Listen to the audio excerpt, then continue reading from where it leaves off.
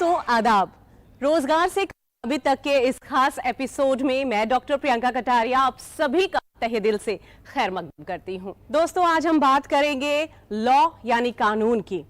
कानून आजकल एक बहुत ही खास वसी मैदान बन चुका है और इसमें भी एक खास अहम शोबा है कॉर्पोरेट लॉ। आज अपने इस प्रोग्राम के जरिए हम कॉर्पोरेट लॉ की तमाम अहम जानकारी आपको देंगे, लेकिन उससे पहले इस पैकेज के जरिए जानते हैं कि नौजवान कहां-कहां लॉ में एडमिशन ले सकते हैं और कॉर्पोरेट लॉ में किस तरह से अपना करियर और अपने मुस्तकबिल को रोशन कर सकते हैं। हिंदुस्तानी जमहूरियत का अहम सतून है अदलिया निजाम। यही निजाम आम शहरी के हुकूक का दिफा करता है और सभी के साथ इंसाफ करने को भी यकीनी बनाता है। इसी अदलिया निजाम का अहम हिस्सा बनने की राह हमवार करता है law professional course. Professional law course करने के बाद अक्सर के लोगों को लगता है कि आप सिर्फ वकील या जज बन सकते हैं, लेकिन ऐसा बिल्कुल भी नहीं है। लॉ करने के बाद वकील बनने के अलावा भी कई ऑप्शन आपके पास होते हैं। जिंदगी से जुड़ा हुआ कोई शोबा ऐसा नहीं है जहां कानून के जानकार की जरूरत पेश न आती हो। कानून के सिलेबस की बात करें तो इसमें criminal law, corporate law, patent law, cyber law, family law, banking law, tax law वगैरह अहम होते हैं। कानून का मैदान एक ऐसा मैदान है जहां गवर्नमेंट और प्राइवेट दोनों सेक्टर में काफी अच्छे इम्कानात हैं। एक वकील से जज तक बनने की राह हमवार कराने वाले इस मैदान में करियर के इम्कानात लगातार बढ़ रहे हैं। इस मैदान के अहम शोबे कॉर्पोरेट लॉ में भी नौजवान कामयाबी की नई इबारत लिख रहे हैं। कॉर्पोरेट लॉ के तहत कॉर्पोरेट लॉयर या कॉर्पोरेट वकील किसी भी कंपनी या क्लाइंट को कानूनी तरीके से कारोबार या बिजनेस चलाने में मदद करते हैं। कॉर्पोरेट लॉयर का काम नई फर्म या ऑर्गेनाइजेशन को शुरू करने के लिए डॉक्यूमेंट्स तैयार करने और रीऑर्गेनाइजेशन करने की जिम्मेदारी होती है। साफ तौर पर कहा जा सकता है कि मेक इन इंडिया और स्टार्टअप जैसी पहल के साथ ही हमारे मुल्क में कारोबारी सरगर्मियां लगातार बढ़ रही हैं, जिसके सबब लॉ ग्रेजुएशन के लिए एक कॉर्पोरेट लॉयर के तौर पर करियर के नए रास्ते हमवार हुए हैं। उम्मीद है कि हमारे इस खास पैकेज के जरिए आपने कॉर्पोरेट लॉ पर कुछ जानकारी हासिल कर ली होगी, लेकिन कॉर्पोरेट लॉ पर करियर को लेकर और अलग अलग जगह एडमिशंस को लेकर नौजवानों की तमाम सवालों के जवाब के लिए हम चलते हैं अपने अगले सेगमेंट की तरफ, जिसका नाम है करियर की बात एक्सपर्ट्स के साथ। लॉ एजुकेशन में नए बदलाव और कॉर्पोरेट लॉ में करियर के नए इम्कानात के बारे में खास जानकारी लेने के लिए हमारे साथ मौजूद है एक्सपर्ट का एक खास पैनल। सर, मैं आप सभी का तहे दिल से खैर मकदम करती हूं। हमारे साथ मौजूद हैं doctor DK Bandopadhyay, chairman Amity law school Noida. Sir, आपका तहे दिल से खैर मकदम। और इनके साथ ही हमारे साथ मौजूद हैं एडवोकेट भारत चुग, फॉर्मर जज एंड एडवोकेट सुप्रीम कोर्ट। आदाब सर। आप हैं advocate Raj Singh Niranjan, advocate supreme court and applied tribunal of electricity. आदाब सर। इसके अलावा हमारे साथ एक और एक्सपर्ट हैं advocate Sapna Chaudhary, DLSA Delhi legal service authority Saket से। एडवोकेट भारत चुग, फॉर्मर जज एंड एडवोकेट सुप्रीम कोर्ट, आपसे यही जानना चाहेंगे, सवाल जो है सबसे ज़्यादा जो अहम है नौजवानों के लिए कि क्या सिर्फ जज और वकील ही बना जा सकता है या इस दायरे में कुछ और भी काम आता है? Very good question Priyanka. बहुत सारे एवेन्यूज़ हैं जो लॉ स्टूडेंट्स के लिए या यंग लॉ ग्रेजुएट्स के लिए ओपन होते हैं once they done their law. Normally focus यही रहता है कि जज बनना है या वकालत करनी है। जो वकालत का परसेप्शन हमारे दिमाग में बना हुआ है, जो पॉपुलर कल्चर से हमने लिया है कि हम कोर्ट जाते हैं और मुकदमे लड़ते हैं, वहाँ पर बहस करते हैं, जिरे करते हैं अपने क्लाइंट के लिए। बट इनके अलावा भी बहुत सारे एवेन्यूज़ और हैं। For example young law graduates in house council बन सकते हैं। जो कॉर्पोरेशंस होते हैं उनको अपने एक्सटर्नल काउंसिल तो वो हायर करते हैं जब मुकदमा कोर्ट में चला जाता है, बट उनको लॉयर्स भी चाहिए होते हैं on board with in their organisation, जो टाइम टू टाइम उनको एडवाइस करते हैं कि क्या उनके राइट्स हैं, क्या ऑब्लिगेशंस हैं, क्या लॉज हैं, किस तरह के कॉन्ट्रैक्ट्स उनको करने चाहिए, क्या चीज़ें उनको जहन में रखनी चाहिए कॉन्ट्रैक्ट साइन करने से पहले, क्या क्या चीज़ें वो कर सकते हैं जिससे और डिस्प्यूट्स अराइज ना हो। इसे कहते हैं इन हाउस काउंसिल और अ जनरल काउंसिल।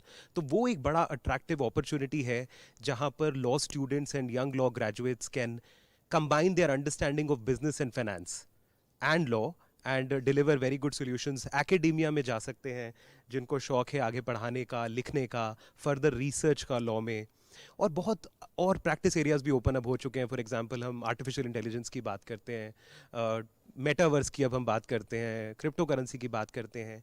ये नए एरियाज़ हैं लॉ के जहाँ पर एंटरप्रेन्योरशिप भी कर सकते हैं यंग लॉ ग्रेजुएट्स, और इस टेक के सॉल्यूशंस भी अपने क्लाइंट्स को दे सकते हैं। इसके अलावा civil services, there are many other things that young law graduates can do after they graduate from law college. साथ ही हम advocate Raj Singh Niranjan, advocate supreme court and applied tribunal of electricity. जज बनना ही क्या काफ़ी है नौजवानों के लिए, या वकालत में सिर्फ वकील बनना ही ज़रूरी नहीं है?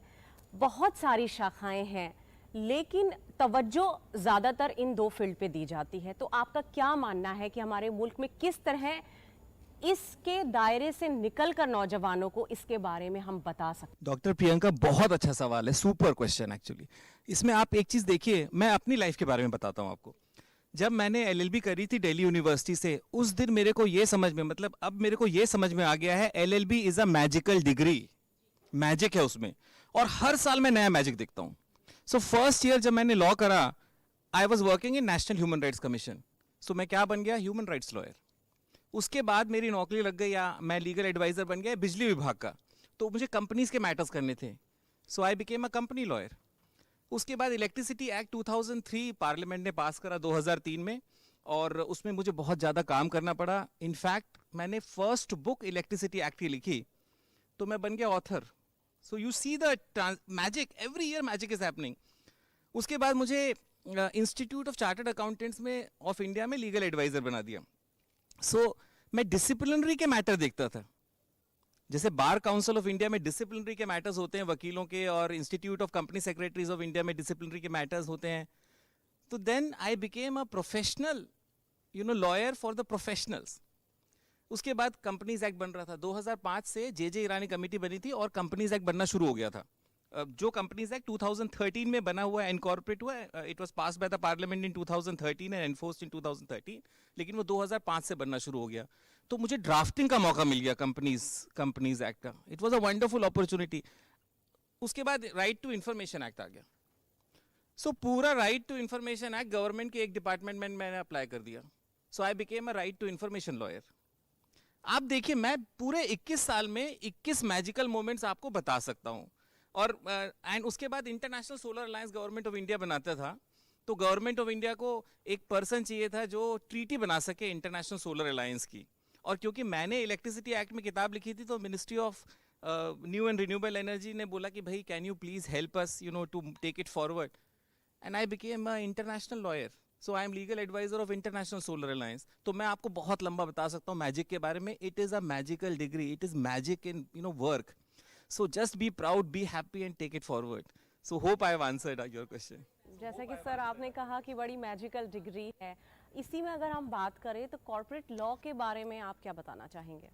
आप इसको GOD की तरह समझिए। GOD, God.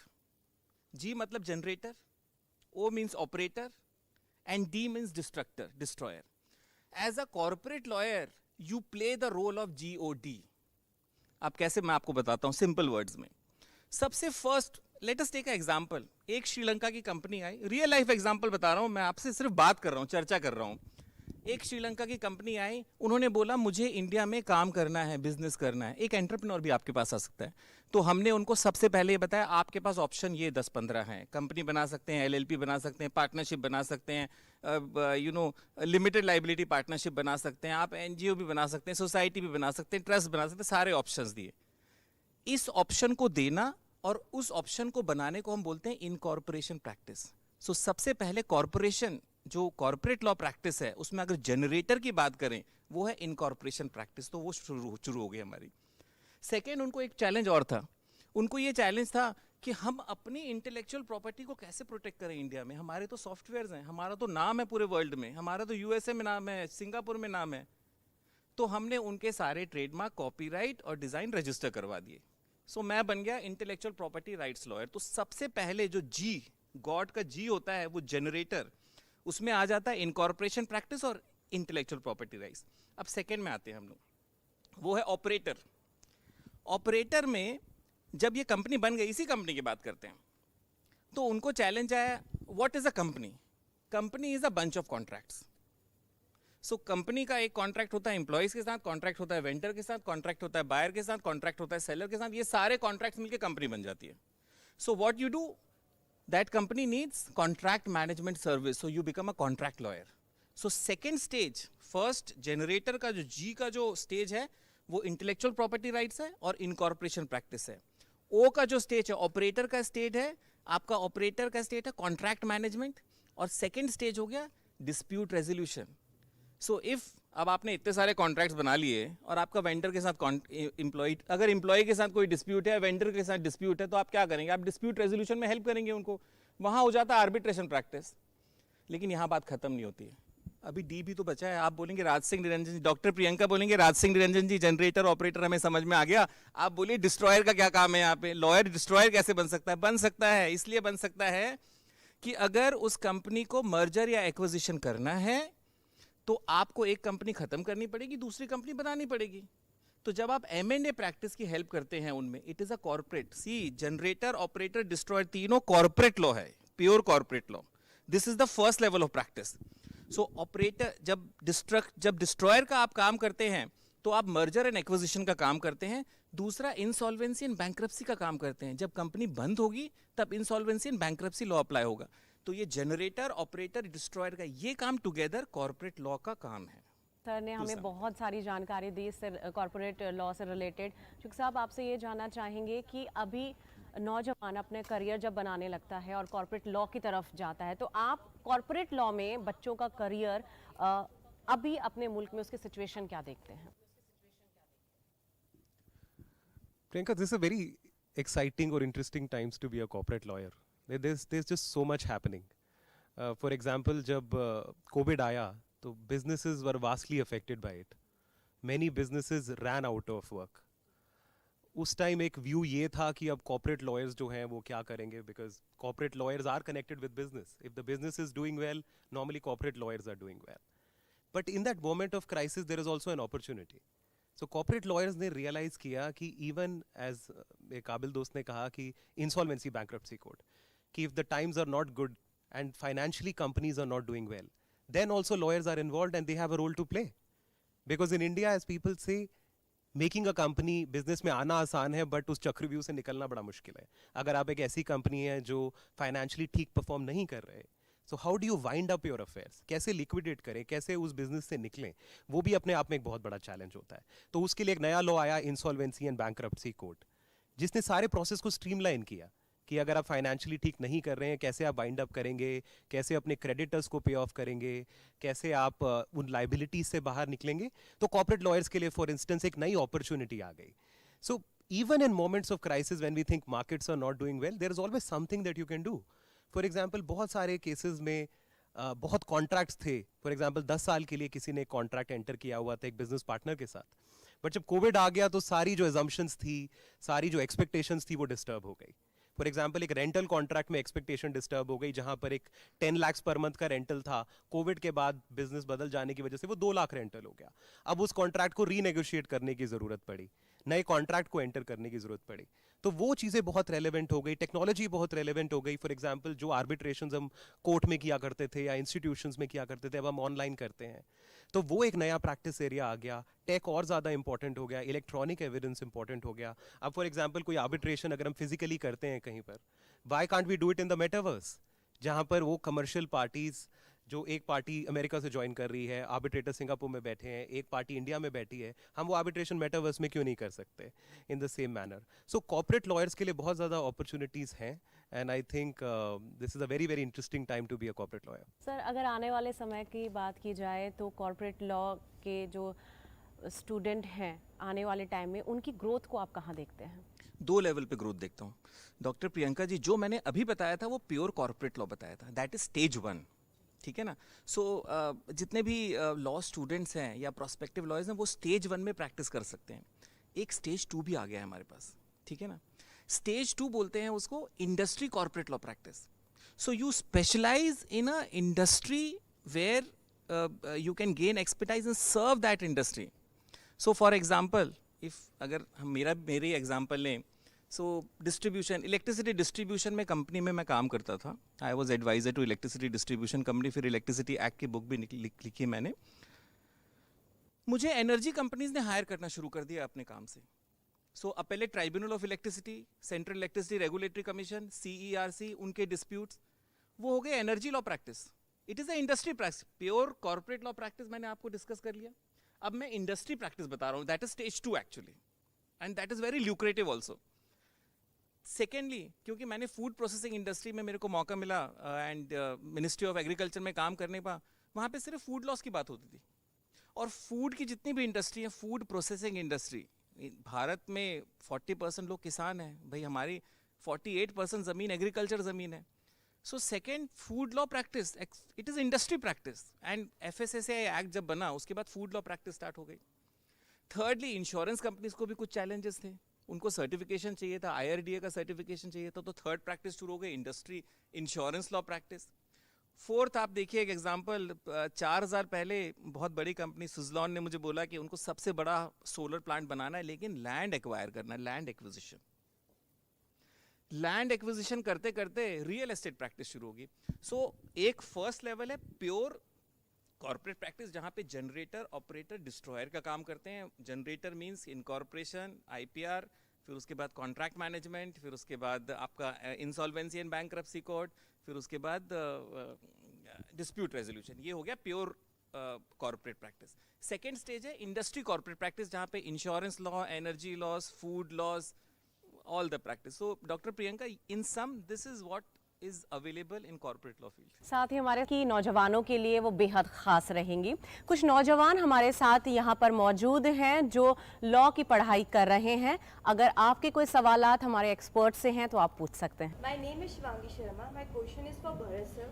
Like what values or small habits we can inculcate as a law student or at a law school to smoothen our career as a judge or if we are preparing for judiciary? I think what you need to really keep in mind is हम बहुत सारे laws पढ़ते हैं law school में, substantive laws, procedural laws। आपको जो चीज़ जहन में रखनी है वो ये है कि जब भी आप कोई लॉ पढ़ रहे हैं, आप अपने आप से एक सवाल पूछिए, the why of this law, क्यों ये लॉ इनैक्ट हुआ। जब आप वो देखेंगे आपको पता लगेगा कि इंटेंट क्या थी लेजिस्लेचर की इस लॉ को लाने से पहले, तो वो आपको लॉ पढ़ने में, समझने में, अप्लाई करने में, इंटरप्रेट करने में बहुत हेल्प करेगा। और बेयर एक्ट्स आपके are the most important, you should keep that in mind, because those are the first principles, वहीं से सारा लॉ निकलता है। गलती जो हम कई बार कर देते हैं वो ये है कि हम गूगल सर्च से फॉर एग्जाम्पल शुरू करते हैं अपनी research, but please remember you have to go back to the bare act, the text of the law, the text of the constitution. फिर हम देखते हैं कि उसमें कुछ वर्ड्स हैं, हर वर्ड का एक अलग इंटरप्रिटेशन है, इलस्ट्रेशंस हैं, एक्सप्लेनेशंस हैं, प्रोवाइजोज हैं, तो उनको आप जहन में रखिए। इंटरप्रिटेशन ऑफ स्टैट्यूट्स एक सब्जेक्ट है जो नॉर्मली हम इतनी तवज्जो उसको नहीं देते, बट बहुत बहुत इंपॉर्टेंट है, बिकॉज आप बहुत सारे लॉज पढ़ लेंगे बट अगर इंटरप्रिटेशन ऑफ स्टैट्यूट्स आप नहीं पढ़ेंगे तो आप अनलॉक नहीं कर पाएंगे उसका मीनिंग, और अगर आप अनलॉक नहीं कर पाएंगे मे बी आप अपने क्लाइंट्स को प्रॉपर्ली एडवाइज नहीं कर पाएंगे और कोर्ट्स में आर्ग्यू नहीं कर पाएंगे to the best of your ability. And interpretation of statutes is something which would help you, which would give you the skills to interpret any law। अगर आपके interpretation of statutes के principles जो हैं वो बहुत sound हैं, तो कोई नया बेयर एक्ट, कोई नया लॉ आता है, आप उसको भी इक्वल ईज से समझ पाएंगे और अप्लाई कर पाएंगे। और I think these are some of the points that I can share. हमारे साथ कुछ और नौजवान हैं जो लॉ से रिलेटेड और क्वेश्चन पूछना चाहेंगे हमारे एक्सपर्ट से। What skills should we inculcate as law students to become an in-house counsel? Yes, Prerit, that's a wonderful question. As an in-house counsel, you have to do first stage of corporate law practice. So whether it is you help the company in collation and collection of documents for incorporation of the company, first stage, and you give inputs to a counsel or company secretary who incorporates the company. Second stage mein drafting is very very important. So you have to be expert in contract drafting. So please understand all the aspects of contract drafting, whether it is whether it is vendor contracts, whether it is employee contract, whether it is definitive agreement, whether it is master agreement, so you should be well versed. That is the second area. Third area is dispute resolution. So in-house counsel, you have to collate and collect your evidence is crucial for lawyers to represent your company well in various forums. So this is the work of a in-house counsel. Hope I have answered the question. Yeah. आप सभी expert ने law की तालीम हासिल करने वाले इन सभी नौजवानों को उनके तमाम सवालों के बेहतरीन जवाब दिए। आप सभी का बेहद शुक्रिया हमारे इस खास प्रोग्राम में कॉर्पोरेट लॉ पर इस तरह की अहम जानकारी देने के लिए। आपका बेहद शुक्रिया।